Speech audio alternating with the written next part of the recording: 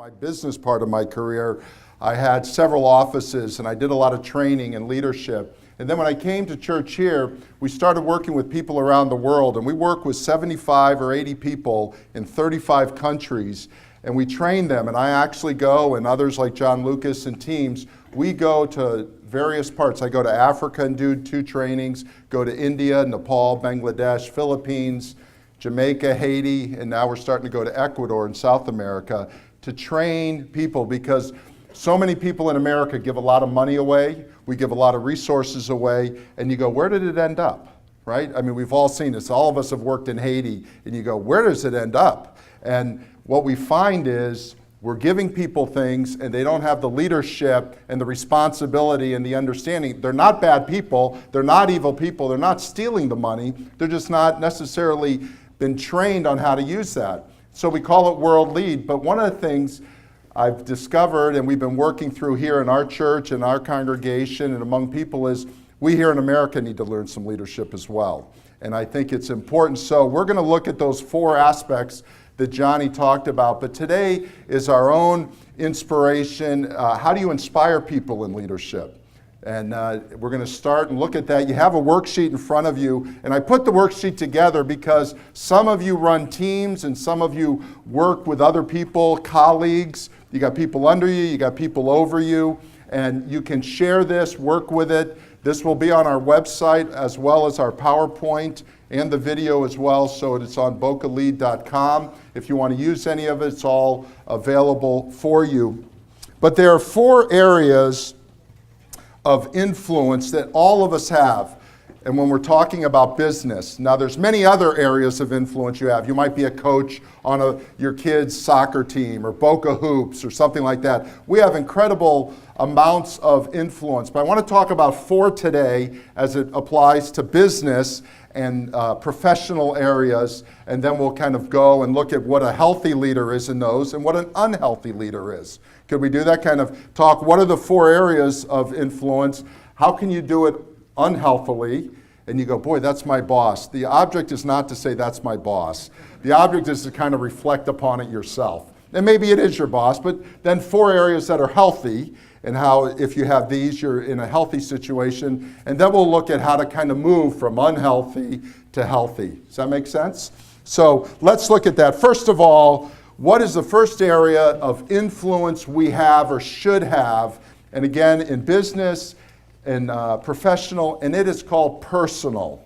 Your personal responsibility to yourself. You have influence on yourself. Many of us don't think of this. I remember there was a point in time when I had multiple offices and I was hiring many, many people, and I always hired in 2 sessions. I never hired, even if they were the rock star of real estate, it was always 2 sessions. Because I had 4 personal principles that everyone that worked with me had to have. And I dealt with the first one in the whole meeting and the other 3 in the next meeting. And the first one was this: integrity. Integrity. And I would go, everyone that works for me has to have integrity. And everyone would say this. I've only known them for 5 minutes. They got recommended. They would all say, I have it. Let's move on to the next one. And I go, well, I need to know what your integrity means, because your integrity might mean something different than my integrity. But ultimately, you have to decide what is important in your character that you to develop, because at the end of the day, let me just give you an example.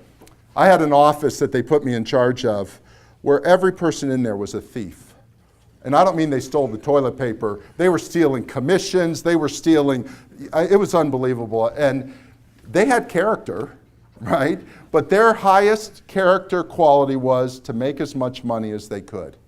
Now, if that is your highest character quality, I want to make as much money as I can, then other things may suffer underneath it. There's nothing wrong with making as much money as you can, but if that's your highest quality, then things like truth-telling, things like working together, things like building a business that lasts long, they kind of get put underneath, right? And I remember I went to the president of this very large company I worked for, and I handed him back a very profitable office and said, I don't care how much money you pay me, I cannot work at that office. I cannot run that office because their definition of integrity and my definition of integrity are two very different things. You see the picture? What is that in you? The other three that I had, and you may have other guiding principles that you run your business and your own personal life with, but for me, they were this: excellence or professionalism, depending how you want to do it, diligence, and communication. Those were my four highest. I'm not saying they got to be yours, except the first one. You have to define what character is. I believe the Bible has some great definitions.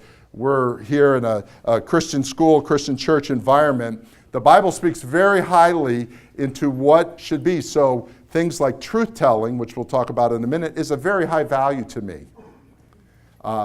Do unto others what you want to have done to you. These are high values to me.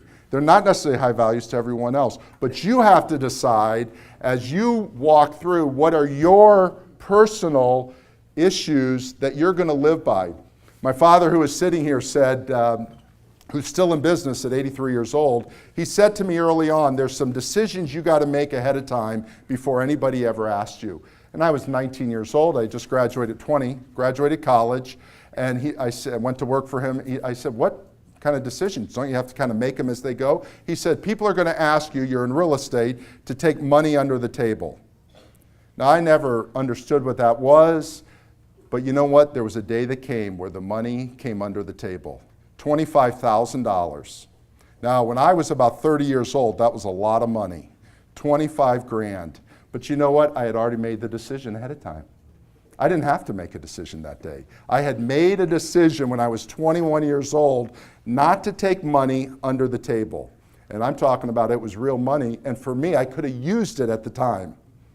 But the decision was already made. You've got to make some decisions in your own to influence yourself, because ultimately there are times where you're going to be asked to compromise your values, compromise your character, compromise your integrity, and if you have not built some decisions around that, how many have we seen, right? Down you go. We've seen it here, and it's everywhere. So, number one, understand it. And what is the reason for it? The reason or the outcome is that you gain perspective. Ultimately, you gain perspective. Again, if money is the highest value, that's your perspective. And you kind of say, okay, I don't care what happens, I'm going with it. Or do you have other values that attach to you and you can gain some personal perspective? Let me give you a little fourfold thing. This is kind of off, it's not in your notes, so if you want to write them on the back. When we think of character and building character, can I just give you 4 thoughts on it? Real simple. 4 thoughts, and think of any character quality you want. You just pick the character quality. I'm talking about integrity. You could talk about forgiveness. You could talk about diligence. You could talk about excellence. You could talk about anything, any character quality. So just name it or think it in your mind. First of all, I believe, let me tell you how we normally do it. Normally we look at a character quality as just what you do with it. Are you a person of integrity? Are you a person who's honest with your word? Are you a liar? Are you untrustworthy? These are things, that's your action. So I go to Bob and he goes, well, he's untrustworthy. Well, there's 4 things to look at. Number 1, what does God say about the character quality? I think you got to have some basis with which to decide this. So simple things. What does God say about the character quality? Then number 2 is, what do you think about the character quality? Up here, it's not the emotion, it's not the doing. It's up here. How do you think? You've got to think through this. When my dad said, somebody one day is going to put money under the table for you, you got to think about that. The emotion of, I'm putting kids through school, I could use the 25 grand, right? That's the emotion I have. So if I acted on my emotion, I would throw my character quality away. You got to think about it. I thought through that I am not going to do that. Then the third one, so you have, what does God say? What are you thinking about it when the issue is not on the table? Can you actually show forgiveness to someone? Can you actually build trust with someone? Is truth-telling important to you, or is it not? I think it is, because God tells us it should be. So think about it. The third one is the emotion. You do have to well up. You have to be genuine in that. How many people have we seen who was ingenuous on something? You know, they want to be caring. They want to show compassion. And here we have seen bosses who pretend like they care for you and your wife and your husband and your children, and they really don't care for you. They're just saying it because they have to. They're not genuine about it. You have to have it come out of the heart. And then finally, it has to come out in your actions. The actions have to show what your heart says, what your head says, and I believe what the Bible says. I mean, there's some great character qualities in there, but don't just think because I do something nice that I have good character. No, you're just doing something nice. Now that's number one. It gives us perspective. Number two, what other areas of influence do we have in leadership? It's one-on-one. This is so critical. The one-on-one relationship, whether it's you and a colleague, you and your boss, you as the boss to another person, you to your client, you to your customer, you to your patient. I mean, the relationships, husband and wife, mother and son, mother and daughter, you name the relationships, one-on-one. And what is important about this? The important thing, or the outcome, I'll give you the outcome first, is to build trust. Trust.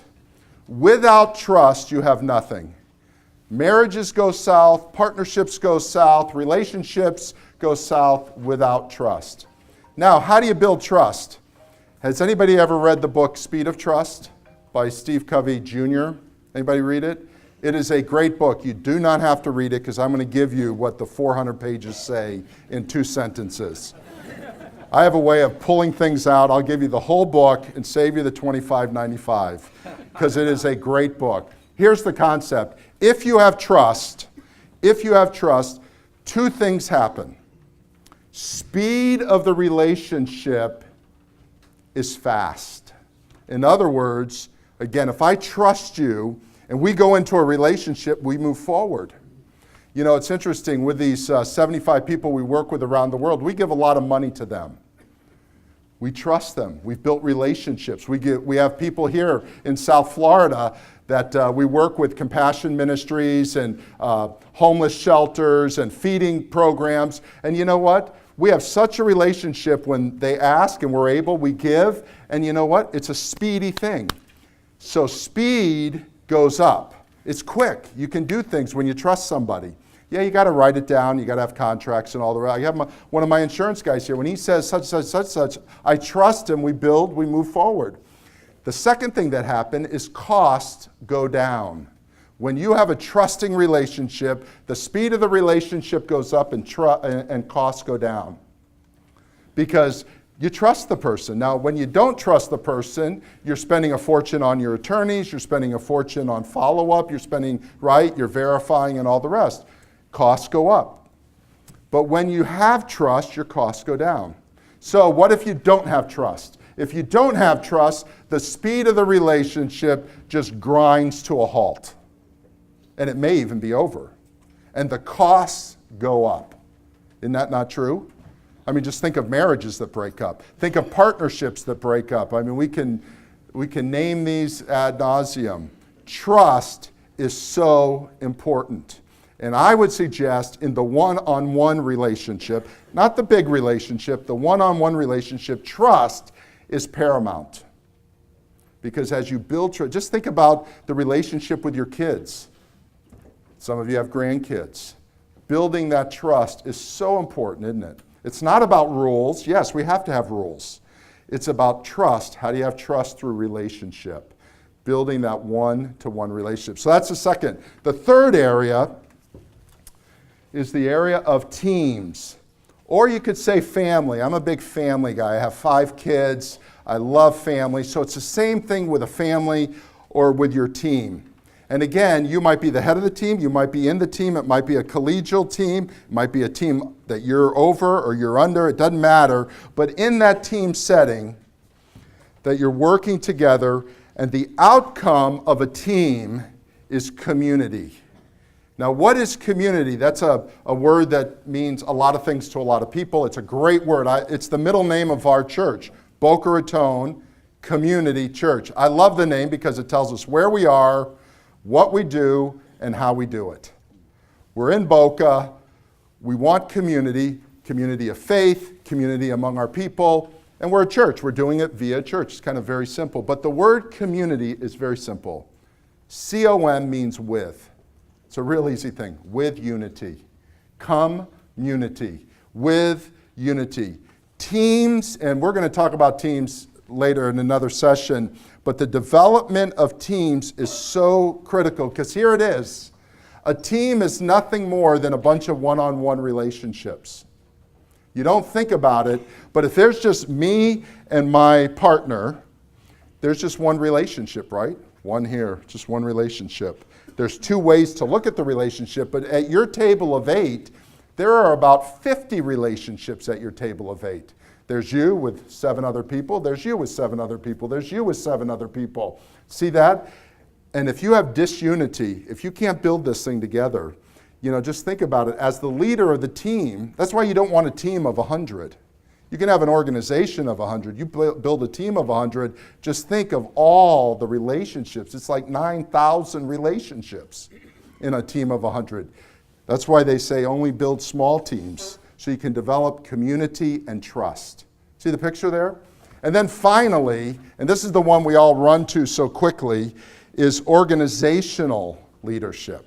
That's the big, whether you're an organization of 1, you're an organization of thousands. We have some people from FAU. They got 30,000 people underneath them. They got a huge organization. 5,000 employees, 25,000 students. How do you, organization. And the key outcome we want there is effectiveness. To be effective in your team. Now, I have a belief that you cannot be effective in your organization unless you're effective in your teams, you're effective in the one-on-one, and you yourself have perspective. So it all boils back down to yourself. How many of you have been in an organization and you just stay away from one person? Right? Not saying your boss, but there's always someone over there, right? That you just kind of stay away, right? They affect themselves, obviously. They affect your one-on-one with them. They affect the team, if they're on your team, and they certainly affect the whole association or your organization. Well, let's look at a couple of these now. Let's look at 4 unhealthy forms of leadership or attributes of leadership. Can I look at this real quick? Number 1. Unhealthy, and I'm going to use a word that has a lot of definitions, pride. Pride. Now, what I'm not talking about is I'm proud of my son who just graduated school. I'm not talking about, I have pride of ownership because I keep my yard nice. I'm not talking about that kind of pride with a small p. I'm talking about pride with a big P, where I think I am better than you. Pride is, I believe I am better than you. And I don't believe that is good. It's wrong. Now let me give you 3 words under this, it's still under 1. What's the difference between pride and arrogance? There's a huge difference, by the way. And the third one, which is false humility. Let me give you all 3 because they're all sisters. Pride says that I believe I am better than you. The Bible says you shouldn't think more highly of yourself than you ought to think, right? There's these great concepts. So I think I'm better than you. What is arrogance? Arrogance is the distance that I place between me and you. So the more arrogant I am, the more distance I have placed between me and you. We've all called people this arrogant, SOB, why? Because they have placed this distance between themselves, because they think they're better than us, to us. And the farther, there's a word for this in sociology called the power distance. The distance we place between ourselves, and it's not necessarily boss to employees. It can be this way too. I'm better than you are. I have a better pedigree. I went to a better school. I have better this. I have better that. And I am arrogant about it. Let me tell you, that does not foster good personal relationships, good one-on-one, or what else. Now, what is false humility? So if Pride is thinking more highly of yourself than you ought to think. Arrogance is that distance. Well, what is false humility? False humility is this, and I'll use this piano as an example. I love good piano playing. I just love it. I mean, I can really get into, I'm talking about good piano playing. I play the piano. I got through second or third grade levels in piano playing. I am not a good proficient at it. I am great at listening. If you're into music, I'm the person you want in the audience. I appreciate what it takes. Now, we've got a guy on staff named Ryan King who is an incredible piano player. And when he touches he makes it sing. So if Ryan plays a great piece for us, and he comes over and I go, Ryan, thank you. When I say thank you, I know what it means.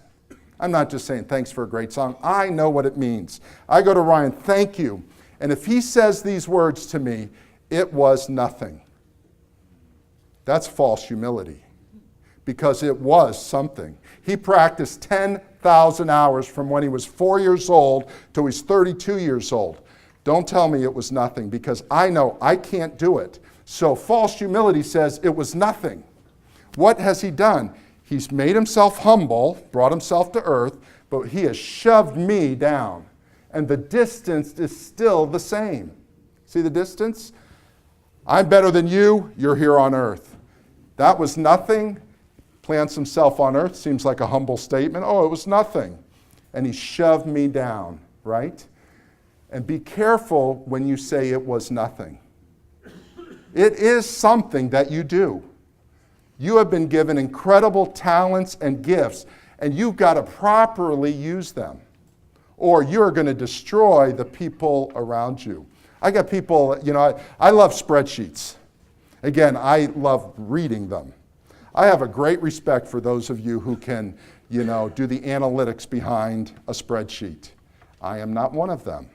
So when I get a good spreadsheet, and Johnny Barber's great at it, he gives me this dashboard every week about all the finances and everything. I go, wow, I can read it. I get those bottom lines. I pull out what I need, and I say thank you to him, because I know what it took to put that whole thing together, and I can't do it. I have other gifts. If he said, oh, it was nothing, it was something. You need to understand your gifts. And when you're proud, you are just distancing yourself and you're not really understanding your gifts. Number two, on an unhealthy, the second one is fear. We have a lot of fear-based leadership in this world. And I'm not just talking at the governmental, we could go to the governmental side, but there are a lot of people that are fear-based. And when you're fear-based, it is just a sad thing. What do I mean by that? An insecure view of the future, and it moves you in the wrong direction. Now, all of us have a little fear, everything we do, right? I'm going to meet a new client. I'm going to a new interview. There's a little good, healthy fear in all of our lives. But understand, you should not live in fear. There's a great verse in the Bible that says, God has not given us a spirit of fear. So if you have a spirit of fear, it is not healthy. It is unhealthy. It is unhealthy for you personally, and it's very unhealthy for your teams. Number three, I'm quickly going through them. Pride leads to number three. Number three is this: self-promotion. Self-promotion. Again, I'm not talking about the healthy version of self-promotion. You put some things on the wall. You obviously have to advertise your business. I'm not talking about those kind of things. By self-promotion, I'm talking about boasting, taking all the credit, sarcasm, showing off, doing all the talking, demanding all the attention in your workplace. This is what I'm talking about, self-promotion, and we know people who are like this, don't we? Don't get near her, don't get near him, because, right? We know these type of people, and maybe there are some in this room. This is self-reflective. And the fourth one, which is very much like it, falls with fear. If you have fear, number two, you're going to have number four probably, which is self-protection. Self-protection. Hiding behind your position or your title. withholding information, intimidating others, hoarding control or revenues, discouraging honest feedback. If you're afraid, you're not going to want honest feedback. So you're protecting yourself because you're afraid what they might say is true, or what they might say might hurt your personality or your emotions, right? We've all had this. Well, what happens, and it's not on the sheet, but just write these down. What happens if you have these characteristics? Number one, separation. Incredible amount of separation. Have you ever worked in a business where everybody's siloed away? You ever had it where this division's siloed and that group is siloed and that group is siloed, and you're trying to bring them all together and you just can't? Well, there's a lot of pride, fear, self-protection, and self-promotion going on if you have that. The second area is comparison. Now, it's good, again, to have healthy competition in your business. Nothing wrong with that. Having reward systems, all that. But there's this comparison. Why did she get the better review than I got? You know, there's a fear factor based on that. Or some pride, and it all happens. And then the third one, which is the worst of it all, is distortion. And that is this. You begin to distort reality.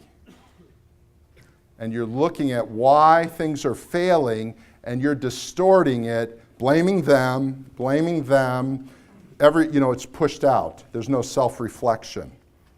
Now let's look quickly at healthy leaders. What are 4 things? Number 1 is humility. Okay, it's not pride, it's not arrogance, it's not false humility.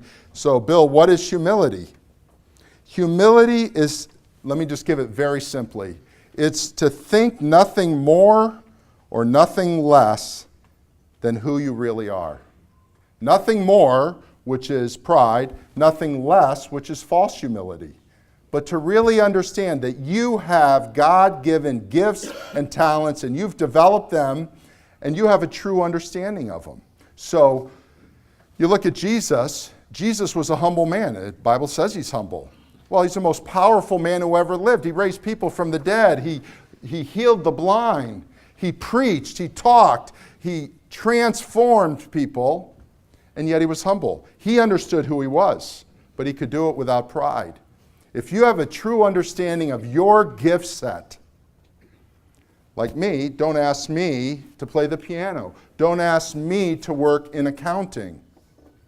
You ask me to work in accounting, it's not that I'll steal the money, I just can't account for it all. I don't have that gift set. So I have people, at this church, I don't touch any money. I don't know about other people, but nonprofits, I never touch money. I don't write a check. People hand me checks on a Sunday, I just hand it over. I don't do anything with it. I don't even look at it most of the time. I just give it over to Johnny or one of the bookkeepers because that is not my gift. I just don't want to be a part of that. I have gifted people that work in that area. I look at some creatives here. We got some real creative people in here. You know what? You guys can see life a little differently than the rest of us. You're gifted. You know what? I'm gifted.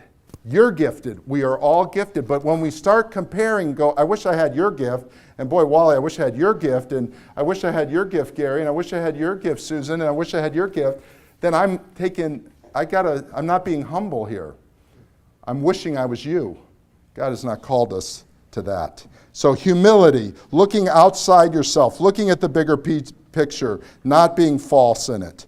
Number 2, this is great, courage. Courage. I put the word confidence as well. I like the word courage. Have you ever looked at an old map? I'm talking about like 1400s. I had a man who gave me a map from the 1600s. It's a real one from the 1600s. It's a map of Africa. He knows I love Africa. He gave it to me. It's from the 1600s. It's actually a real one, not a photograph of it. And always at the end, there's 2 things that are on these old maps. Usually mermaids and mermen, right, on the edge, a couple of ships by them. And then there's usually a dragon. You know, the sea monsters? In Latin, usually around those. Mine didn't have it. Mine's later. Mine's 1631. It's only 3 years after the Pilgrims came to the United States. But the earlier ones always would say in Latin, by the dragon, here be the dragons. Meaning, there are dragons out there. If you go 10 miles past the horizon, there are dragons. And people lived in fear of going beyond because the dragons lived. They had no courage. They were hindered. And I believe a healthy leader is unhindered. They can look beyond the horizon a little bit. And you need to develop skills that allow you to look beyond the horizon and realize there are not dragons out there. There are opportunities out there. There are new worlds out there, right? Number 3 and number 4 go hand in hand. Trust and truth. Trust, you can put them both up there. Trust and truth. If you are a healthy leader, you are a trustworthy person and you traffic in truth. Just pretty simple there. And those two things create relationships that are far greater than just having great talent. How many people have great talent and you go, I wouldn't want them in my organization? They're untrustworthy. They just don't do the truth or whatever. You've got to lead that. And what does this lead to? We talked about the left side leads to separation, leads to distortion, other things. If you're a healthy leader, it leads to community. That's what we're talking about. It leads to developing community. And if you work in community, there is nothing you can't do.